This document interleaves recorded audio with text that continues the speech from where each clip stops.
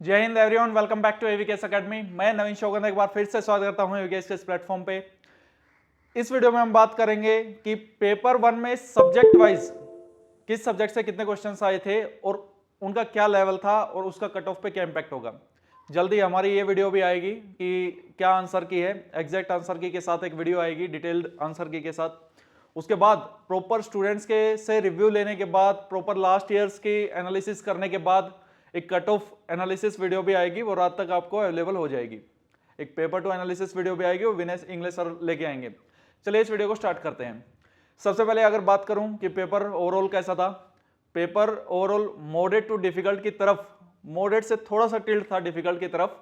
और ऐसा कुछ भी बहुत ज्यादा अनएक्सपेक्टेड नहीं था कि लोगों ने कुछ अनएक्सपेक्ट किया, कुछ एक्सपेक्ट किया था और वो आया ही नहीं और आउट ऑफ द ब्लू आ गया, ऐसा कुछ नहीं था। हाँ, थोड़ा सा सिविल सर्विसेज लाइन पे देखने को मिला। अगर पिछले 3 साल पहले का सिविल सर्विसेज का पेपर देखोगे और आज का पेपर देखोगे तो ओवरलैप करते हुए मिलेंगी चीजें। अब सब्जेक्ट वाइज अगर बात करें तो मैथमेटिक्स एंड रीजनिंग से स्टार्ट करते हैं। लगभग पूरे 20 क्वेश्चंस देखने को मिले, जिसमें रीजनिंग वाला पार्ट ऑलमोस्ट ना बराबर था, तो मैं मॉडरेट टू डिफिकल्ट की कैटेगरी में इसको रखना चाहूंगा, क्योंकि ये टाइम टेकिंग था और उन स्टूडेंट्स के लिए थोड़ा सा डिफिकल्ट था कि जिनका थोड़ा मैथ्स बैकग्राउंड नहीं है या मैथ्स में थोड़ा हाथ टाइट है, समझ रहे हो आप।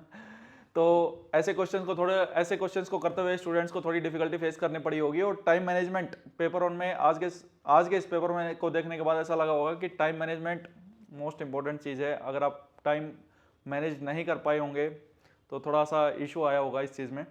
दूसरा, करंट अफेयर्स से 15 क्वेश्चंस लगभग देखने को मिले हैं और करंट अफेयर्स कुछ बिल्कुल एग्जैक्ट वन वर्ड थे और कुछ थोड़ा स्टेटमेंट बेस्ड थे। बताते हुए ये थोड़ी सी खुशी हो रही है कि एवीकेएस की जो कंपाइलेशन थी most of the current affairs उसमें से थे और इवन स्टैटिक पार्ट में से भी डायरेक्ट क्वेश्चंस टेस्ट सीरीज से हो रहे हैं और बुक्स मटेरियल से तो ना जाने कितने क्वेश्चंस हो जाएंगे। ऐसे हवा में बात नहीं कर रहा हूं, विद प्रूफ कल तक आपको टेलीग्राम चैनल पे सारी चीजें अवेलेबल हो जाएंगी। फिर से कंटिन्यू करते हैं। अगर इकोनॉमी वाला पार्ट की बात करें तो माइक्रो इकोनॉमी में थोड़ा सा हार्ड टाइट रहता है स्टूडेंट्स का, समझ नहीं आता कहाँ से पढ़े कैसे करें, वो टेंशन थोड़ी कम देखने को मिली। मैक्रो इकोनॉमी पे फोकस था। मनी बैंकिंग वाला चैप्टर एज रिकमेंडेड बहुत क्वेश्चन देखने को मिले, फाइनेंस कमीशन से क्वेश्चन देखने को मिले, पॉलिसीज से क्वेश्चन देखने को मिले, एक दो स्कीम से रिलेटेड क्वेश्चन देखने को मिला। लगभग 16 क्वेश्चन इकोनॉमी वाले पार्ट से थे। थोड़ा सा एज रहेगा सिविल सर्विसेज एस्पिरेंट को इकोनॉमी वाले पार्ट में, क्योंकि वो इन चीज़ों को अच्छे से तैयार करके जाते हैं। लेकिन अब सीएपीएफ वाले एस्पिरेंट भी पीछे नहीं है, वो भी पता है कि इकोनॉमी की वेटेज बढ़ रही है डे बाई डे, तो जिन्होंने प्रिपेयर किया होगा वो क्वेश्चन डुएबल थे, तो मॉडरेट कैटेगरी में इकोनॉमी में वो अप रख सकते हैं। हिस्ट्री वाला पार्ट करें तो थोड़ा सा डिफिकल्ट रहता ही है। यूपीएससी जो भी हिस्ट्री का पार्ट पूछती है उसमें एंशियंट मिडिवल मॉडर्न में से जो ज़्यादा टिल्ट रहता है वो एंशियंट टू मिडिवल की तरफ रहता है। और बात करें कि अगर किसी की डेट वाला पार्ट स्ट्रॉन्ग है, क्रोनोलॉजी अगर किसी की स्ट्रॉन्ग है तो उसको थोड़ा सा एज मिला होगा। बाकी मॉडरेट टू डिफिकल्ट की कैटेगरी में आप हिस्ट्री वाले पार्ट को रख सकते हैं।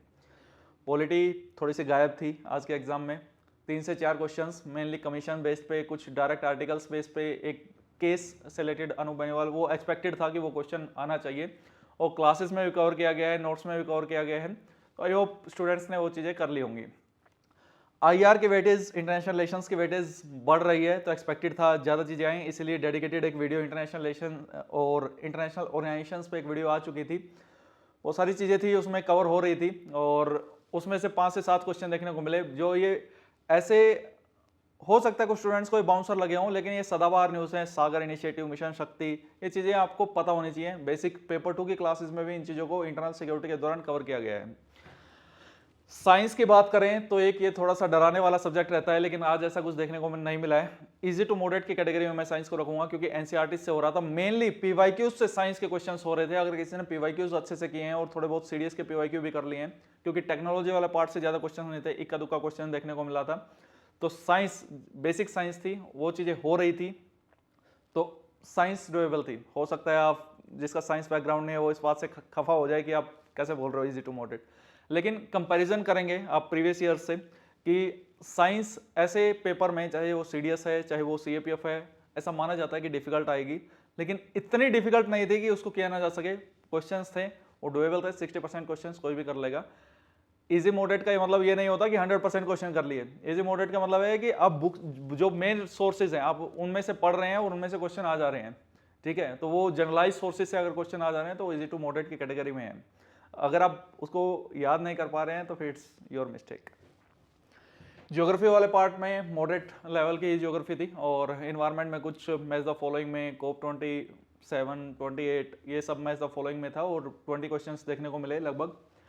थोड़ा सा कंप्यूटर से 2-3 क्वेश्चन देखने को मिले थे, और जिसकी कंप्यूटर की नॉलेज स्ट्रॉन्ग होगी उसने कर लिया होगा, ये चीज़ें तो पढ़ के नहीं जाता कोई, इसलिए 125 में से 125 करने भी नहीं होते।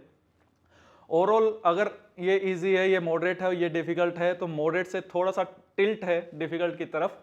ओवरऑल अगर पेपर की बात करें तो पेपर के लेवल की बात करें, और होना भी चाहिए, गजेटेड ऑफिसर की पोस्ट के लिए एग्जाम है, ऐसा ही एक्सपेक्टेड था, बहुत आउट ऑफ द ब्लू नहीं था।